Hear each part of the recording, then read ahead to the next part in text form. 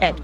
Tuesday, the president said that because the Democrats have not gotten this to him yet, quote, the failure to fund our troops will mean some of our military families could wait longer for their loved ones to return from the front lines. Others could see their loved ones headed back to war sooner. Why didn't the president mention this? Is a day before his own Pentagon is going to announce that actually those loved ones are going to stay in harm's way longer. And he clearly had to know that this policy was going to take place, that the deployments were going to be stretched from 12 months to 15 months.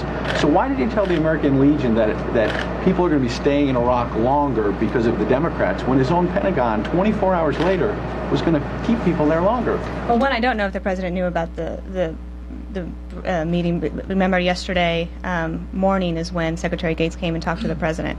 But also, Secretary Gates was talking about a longer-term policy to make sure that the dwell times are going to be long enough so that we can keep our troops refreshed and get them time with their family. The long-term goal, ultimate goal, is to have for active duty 1 year deployed with 2 years off, and then for a reservist 1 year on and 5 years off. We have never said that if we got the money immediately tomorrow, that folks would be able to have just a 12-year deployment and a 12-year dwell time.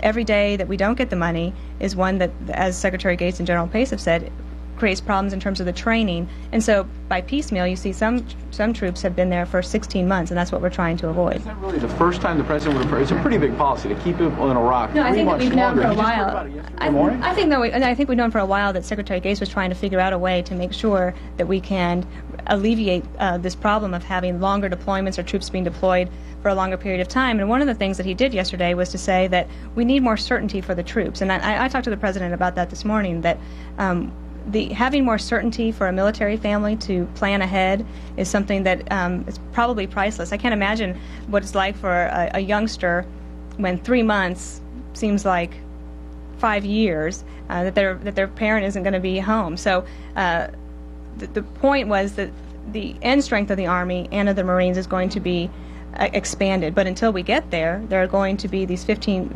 What Secretary Gates wanted to do was to give people more time to plan, because what's been happening is that you have people out there for 12 months, and then you extend them by another month, and another month, and another month, and that's quite disruptive to the troops and the families. For the families, he had an opportunity before the American Legion, a highly respected veterans organization, to say, you know what, for certainty's sake, for these families, tomorrow we're going to announce a pretty big change. They're going to stay in harm's way longer. Why wasn't he straightforward with the American Legion about his own policy?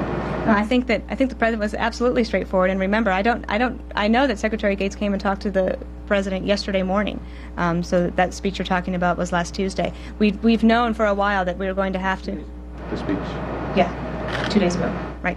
But so the president didn't know about his own policy until Wednesday? I'm not aware that the president knew that there was going to be, that Secretary Gates had come to any decisions, but we did know that people, one, needed more certainty, because that had been a complaint, and it's one that we had heard about, and two, we need to make sure that we can get the money for the troops so that the readiness issue, the training issue, because if the troops here can't be trained, which is one of the issues that Gates and Pace said is a problem of not having the money now, if they can't be trained, then you can't get the troops, fresh troops out in the field, and that means that the people who are there have to stay longer.